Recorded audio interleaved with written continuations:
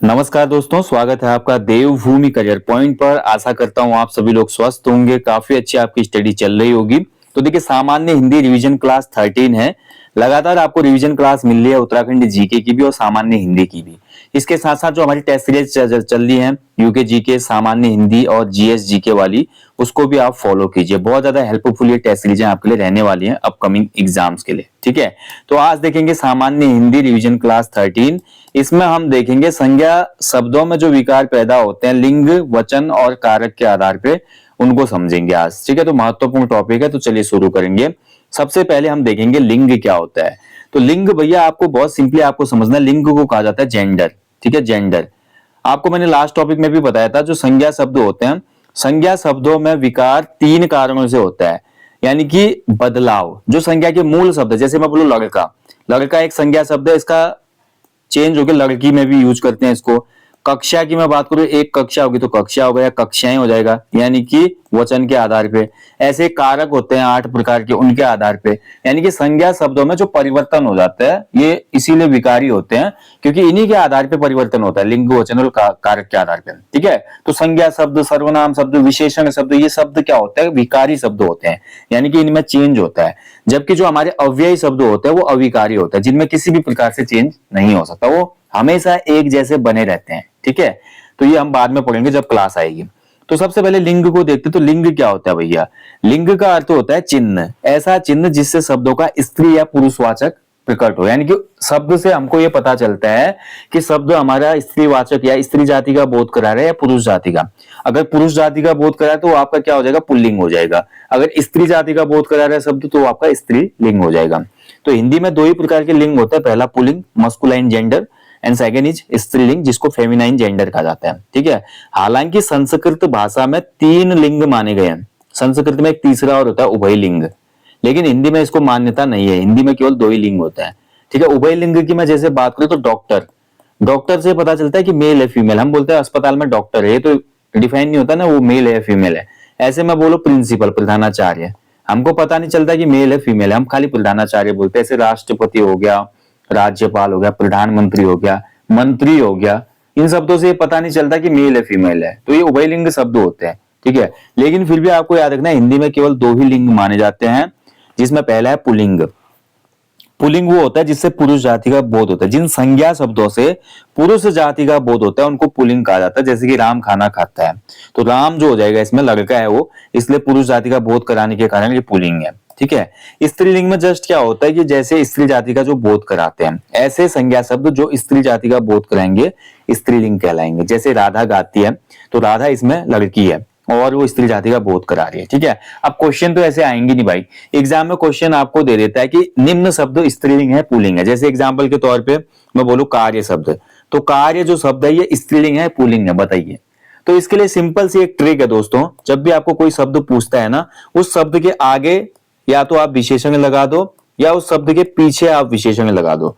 ठीक है, इससे आपका 90% ये ट्रिक काम करती है और आपको सॉल्यूशन मिल जाएगा। जैसे मैं बोलूं आपका कार्य अच्छा था, आपका कार्य अच्छा था, और दूसरा सेंटेंस में बोलता हूं आपका कार्य अच्छी थी, तो कौन सा सूट कर रहा है, तो आपका कार्य अच्छा था, अकारांत, यानी कि ये हो जाएगा पुल्लिंग। कार्य जो शब्द है क्या हो जाएगा, वो पुल्लिंग शब्द है। ठीक है, अच्छी तो सूट नहीं कर रहा ना, इकारांत नहीं है, यानी कि स्त्रीलिंग नहीं होगा।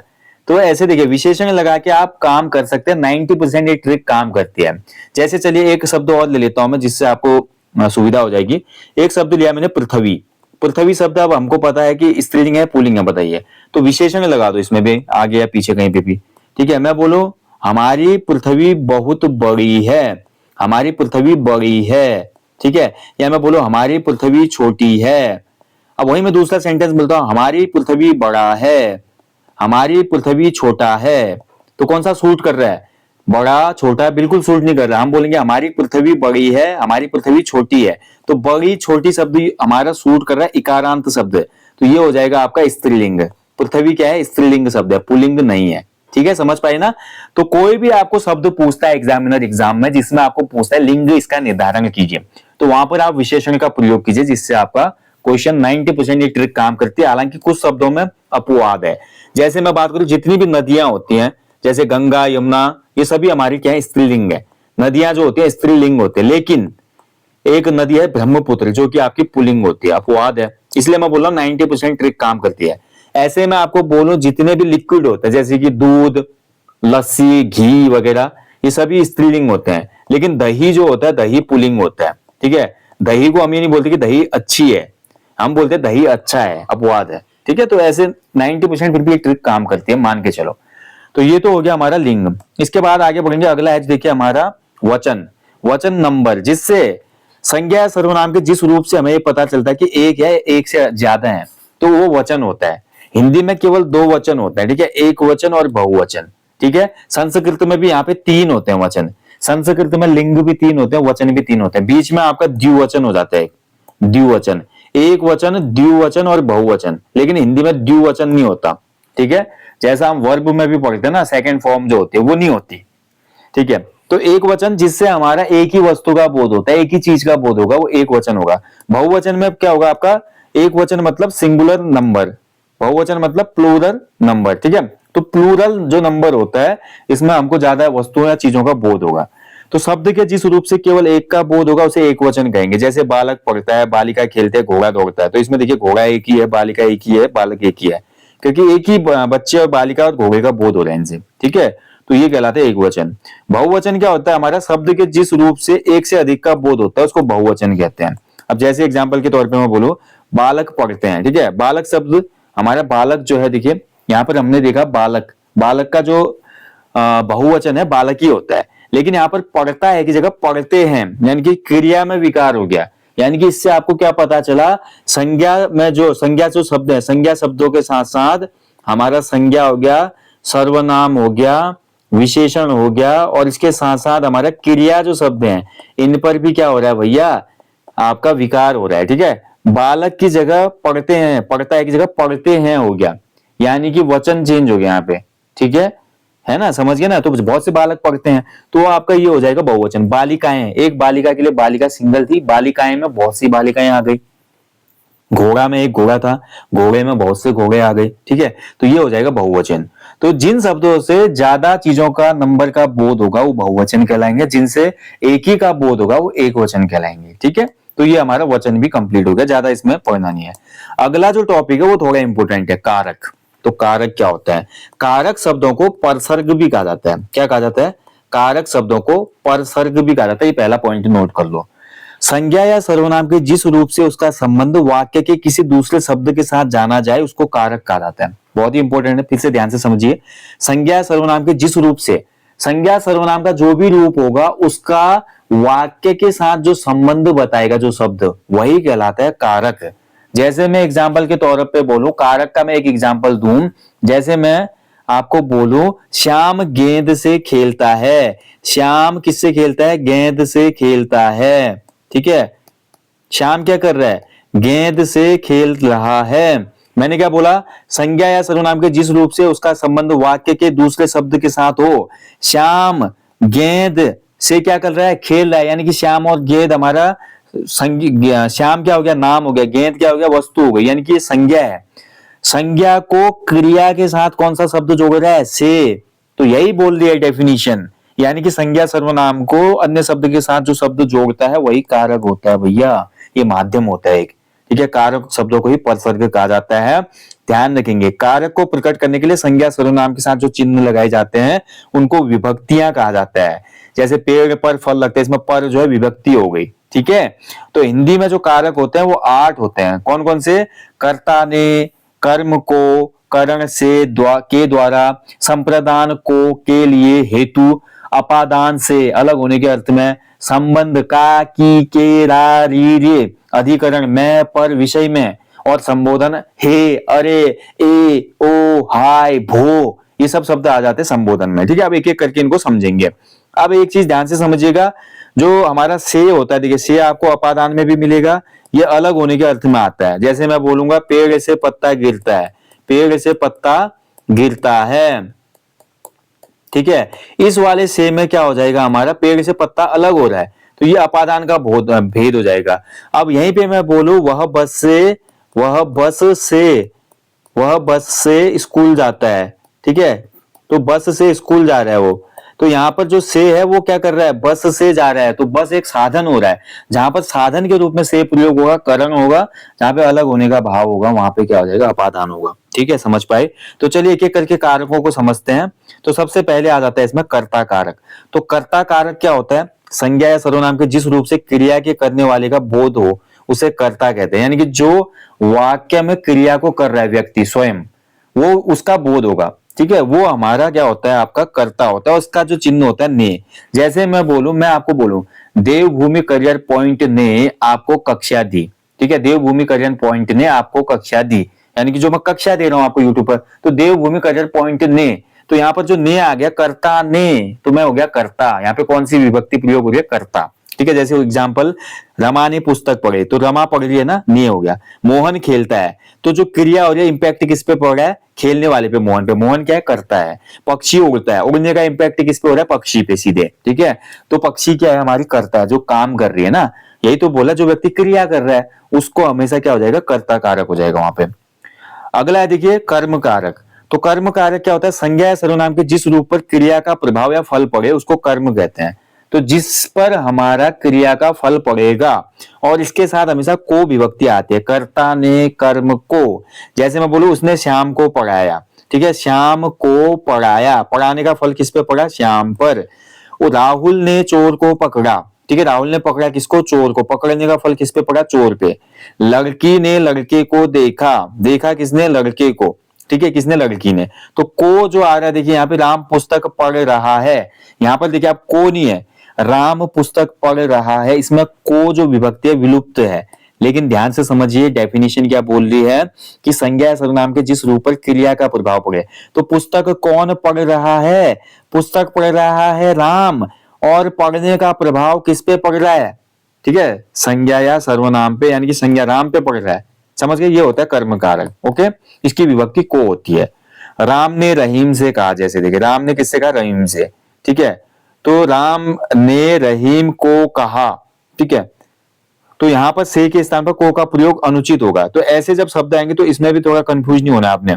अब यहाँ पे से देख के बहुत लोग हो जाएंगे कि इसमें तो भाई राम ने रहीम से कहा, यानी कि कह रहा है वो, मतलब यहाँ पे यूज हो रही है चीजें साधन के रूप में, तो वो कहीं करण कर देगा। इसमें आपको समझना है, डेफिनेशन ये बोलती है आपकी करण, जो हमारा कर्म कारक था, कि राम ने किससे कहा, रहीम से कहा।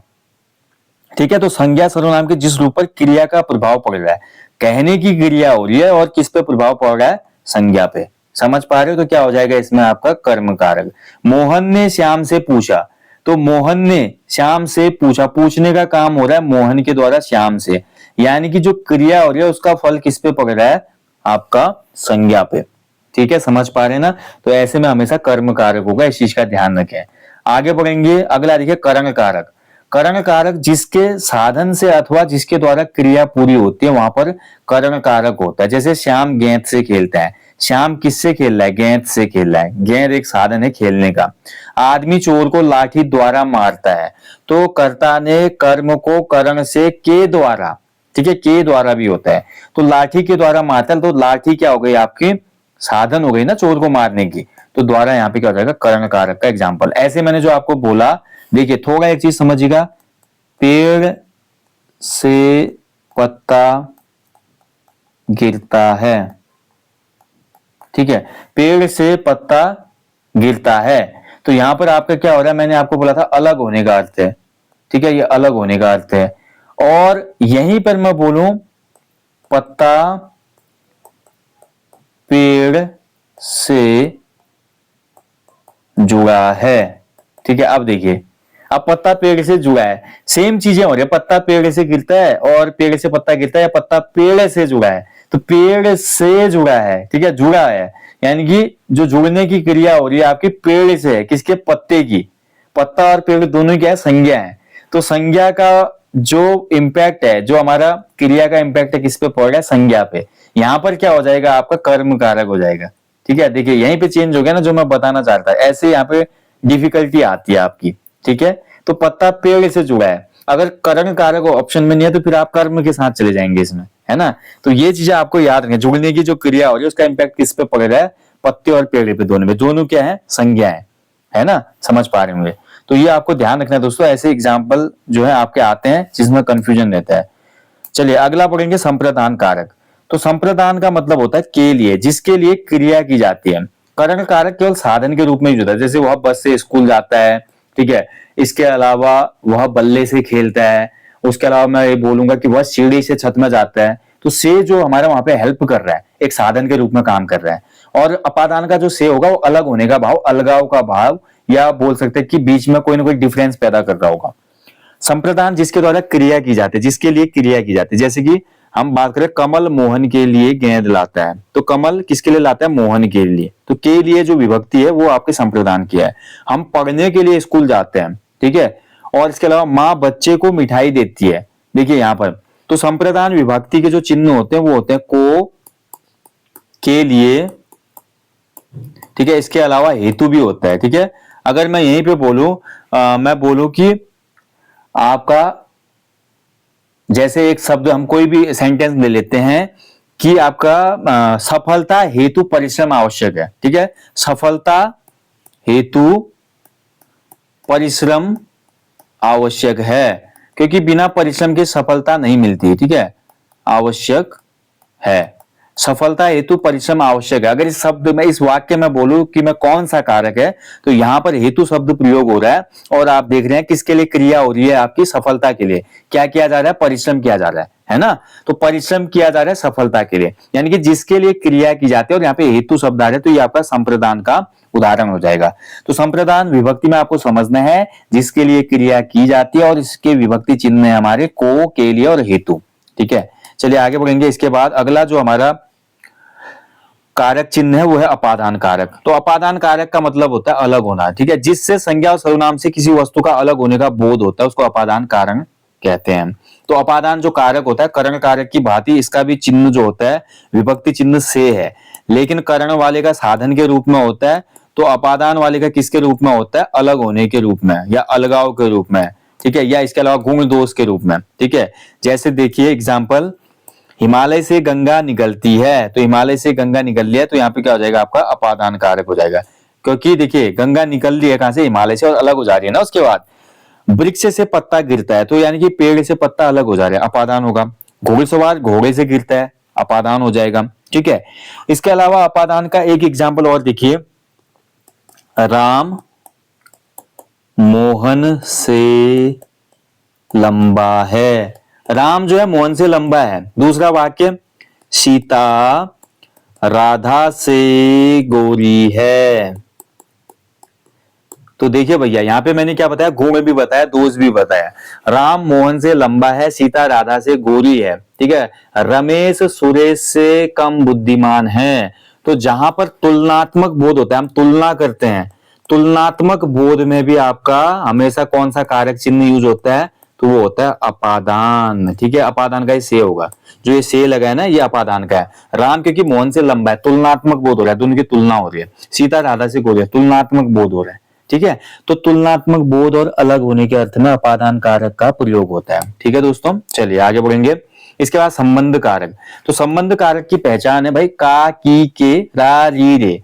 संज्ञा और सर्वनाम के जिस रूप से एक वस्तु का संबंध दूसरी वस्तु से जाना जाए उसको संबंध कारक कहते हैं। जैसे कमल की किताब मेज पर है, ठीक है, कमल की जो है किताब है, तो कमल देखिए संज्ञा और सर्वनाम के जिस रूप से वस्तु का संबंध दूसरी वस्तु से जाना जाए, ठीक है, तो मेज पर है, ठीक है, का, की, और यहाँ पे हमारा जो शब्द है का, की, के, रा, री, रे, ये आएंगे। और राम का घर दूर है, तो राम का जो घर है वो दूर है, ठीक है। राम का जो घर है यानी कि घर जो हो गई हमारी वस्तु हो गई, ठीक है, और दूसरी वस्तु यानी कि वो राम का घर है, इन दोनों के बीच में रिलेशन है ना, तो इसको दर्शा रहा है, तो ये हमारा हो जाता है संबंध कारक। इसके बाद देखिए अधिकरण कारक की मैं बात करूं तो संज्ञा के जिस रूप से आधारबोध, क्रिया का आधारबोध होता है, यानी कि जो क्रिया मतलब मूल क्रिया है ना उसका बोध होगा इसमें संज्ञा के जिस रूप से। जैसे मैं बोलूं घर पर माँ है, घर पर कौन है, माँ। अधिकरण कारक का जो चिन्ह होता है वो होता है ये वाला में और पर और विषय में, ठीक है, विषय में, ठीक है। जैसे मैं बोलूं इस जंगल के विषय में मेरी जानकारी सही थी, इस जंगल के विषय में मेरी जानकारी सही थी, तो यहां पर देखिए विषय में मुझे जानकारी थी ना, तो जंगल के बारे में, और जो जंगल का जो जानकारी जो दी क्रिया का आधार का बोध है, वहां पे जंगल के बारे में पता है, यानी कि विषय में जो आएगा ये आपका किसका हो जाएगा, अधिकरण कारक। ऐसे बोलो सड़क पर गाड़ी खड़ी है, गाड़ी जो है कहां पे खड़ी है, सड़क पर खड़ी है। खड़े होने का बोध जो हो रहा है किस रूप से हो रहा है, पर, यानी कि सड़क पर खड़ी है ना, तो ये हमारा हो जाता है अधिकरण कारक। घोंसले में चिड़िया है, अब चिड़िया कहां पे रह रही है, घोंसले में। घोंसला जो हो गया आपका संज्ञा हो गया, और चिड़िया जो हो गई संज्ञा हो गई। चिड़िया जो संज्ञा है और इस संज्ञा को आपस में जोड़ रहा है, और इसमें क्रिया यानी कि रहने के बोध का बोध करा रहा है, कौन सा कारक चिन्ह में, घोंसले में चिड़िया रहती है। संज्ञा के जिस रूप से क्रिया का आधार बोध होता है, तो वही अधिकरण कारक कहलाता है। अगला देखिए संबोधन कारक, ये लास्ट कारक होता है। इसमें देखिए आपका संज्ञा के जिस रूप से किसी को पुकारने या सावधान करने का बोध हो, ठीक है, उसे संबोधन कहते हैं। संबोधन कारक की पहचान है, ये आपका विस्मयादि बोधक जो चिन्ह होता है, ये जैसे खबरदार के आगे लगा, देखिए मैंने बोला खबरदार आगे मत बढ़ना, खबरदार नीचे वाला चिन्ह लगाया, आगे मत बढ़ना, ठीक है, तो यहाँ पे कौन सा हो गया हमारा कारक चिन्ह आपका, ये हो जाएगा संबोधन कारक। और ऐसे बोले आपका जैसे और भी जो हमारे अन्य हमारे जैसे विस्मयादि बोधक शब्द होते हैं, जैसे कि हे, हम बोलते हैं ना हे राम बोलेंगे, तो ये हमारा क्या हो जाएगा, संबोधन कारक लगाया। ऐसे में बोलो अरे ये आपने क्या कर दिया, अरे ये आपने क्या किया, इस वाक्य में अरे जो है ये हमारा क्या हो जाएगा, संबोधन कारक की पहचान, ठीक है। ऐसे में बोलो ओ किधर जाता है, ठीक है, जो संवादों में हम सुनते हैं, तो ये हमारा क्या हो जाएगा, आपका संबोधन कारक। ऐसे में बोलो हाय ये क्या हो गया, ठीक है, हाय ये क्या हो गया, तो यहाँ पर भी हो जाएगा संबोधन कारक। तो संबोधन कारक का मतलब है भैया आपका संज्ञा के किसी जिस रूप से किसी को पुकारने या सावधान करने का बोध हो। खासकर आपको ये पहचानना है, इनका संबंध ना तो क्रिया से होता है ना किसी शब्द से होता है। संबोधन कारक का जो रिलेशन है वो ना तो क्रिया से होता है ना ही किसी दूसरे शब्द से होता है, वाक्य में जो भी शब्द होता है ये स्वतंत्र रहते हैं, ये वाक्य से अलग रहता है, ठीक है। इसका कोई कारक चिन्ह नहीं होता, सबसे बड़ी बात हमेशा देखिए आपको पॉइंट टू पॉइंट आपको डिटेलिंग रहनी चाहिए।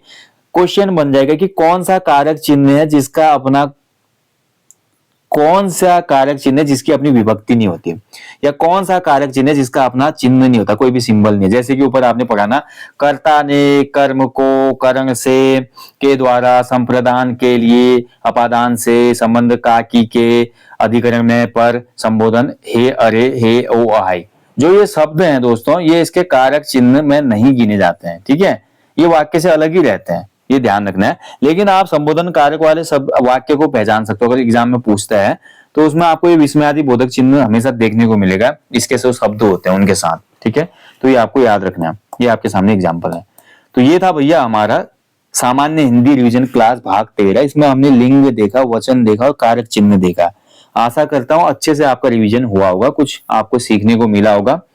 बाकी आपको देखिए कोई डाउट लगती है, क्वेरी लगती है, कोई भी मेरे से गलती होती है तो मैं क्षमा प्रार्थी हूँ, आप कमेंट बॉक्स में जरूर बताइए ताकि नेक्स्ट टॉपिक में उसको हम करेक्ट कर सकें। बाकी जल्दी मिलेंगे नेक्स्ट सेशन के साथ दोस्तों, अपना ध्यान रखें। जाने से पहले बोलूंगा हमेशा की तरह कि अपने जीवन में यार कम से कम एक पेड़ लगाएं और लोगों को भी उसके लिए अवेयर करें, ठीक है।